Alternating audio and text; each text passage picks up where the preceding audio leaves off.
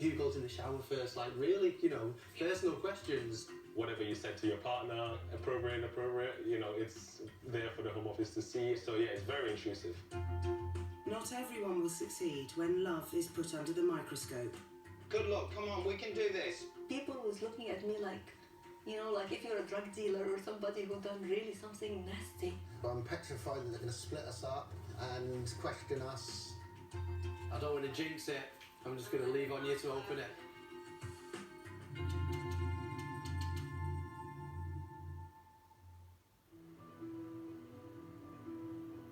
When I started as immigration lawyer, it was pretty straightforward. If you wanted to make an application to stay here as a spouse, you could do it yourself. But now that things have become a lot more bureaucratic, a lot more complicated, it's a real struggle to keep up to date with changes in the law and to understand some of the changes, because things are just not very well written.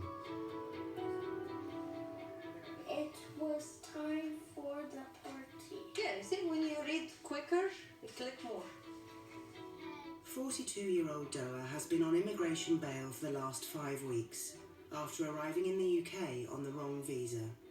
I'm coming to England because of my family. My husband and my two daughters are British. We're a family. We've always been a family for all these years, and I like to be with my family.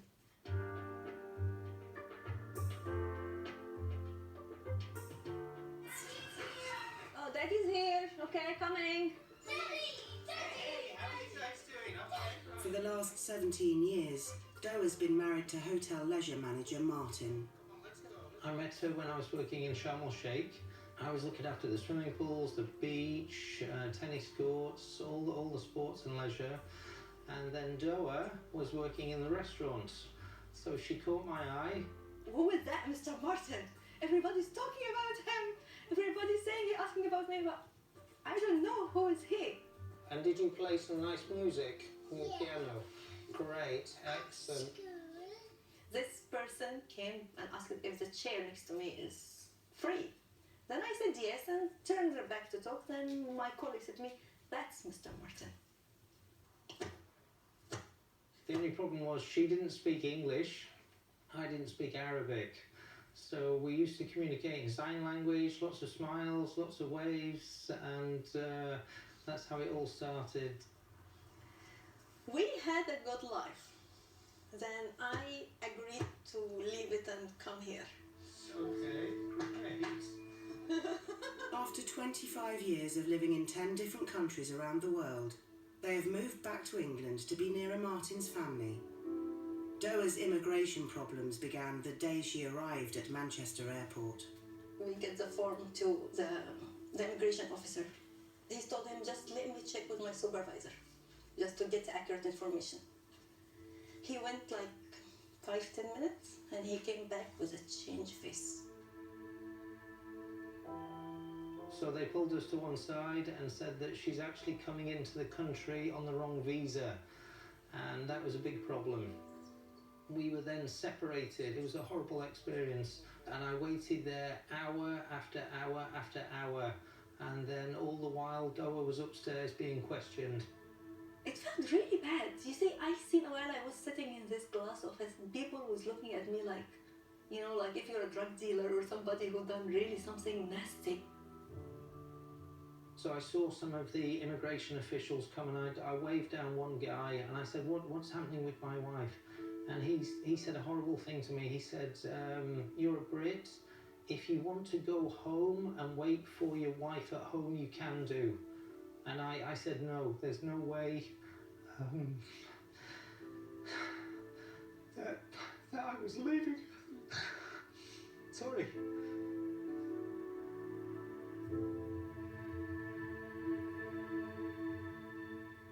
Whilst researching online, Doa mistook information regarding a family visa for a family visit visa, which is only valid for 6-month stays in the UK. There was nothing about family visit visa on gov.com. They didn't have anything called like that. The only thing related to family visa was family visa. It was written like that, you know, in a bold writing. So from my side, I didn't do anything wrong. The bail conditions state that DOAA has 2 weeks to inform the Home Office how she is leaving the country. She is hoping specialist immigration lawyer Gary McIndoe can resolve the situation. The response from the border force at Manchester Airport, they still say that you not comply with the visa requirement, so you have to go abroad, and the only place you can do that is to Egypt. What I'm saying to DOAA is you need to go to Cairo to submit an application. The benefit of doing that is that DOAA, if she's granted a visa, she'll be on a 5-year settlement route, which is a much better deal than the 10-year route to settlement that she'd be on if we tried to sort this out in country. You know, we can do a lot of the work while you're here, and then make an appointment for you in Cairo. You know, you travel back to Cairo. We don't want to disturb the children too much at school. This is the issue. What would be your intention? Would all 4 of you be going? I mean, can you get time off work now? No, definitely not. I just started a new job, so I need to be there. It's a tough call, actually. When I will come back, I have no idea.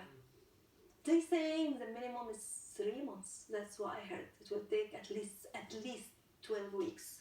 They need to be together. Yeah, we need to be together, don't we? I just have to talk with the girls. And we have to sit 4 of us and talk about it and see what best for everybody. Okay, come on. Now, you've been very good, haven't you, hey? No. What? I think if a person said to me the immigration system's too lax, I'd say, well, you have a go and see how you go on. It's really not.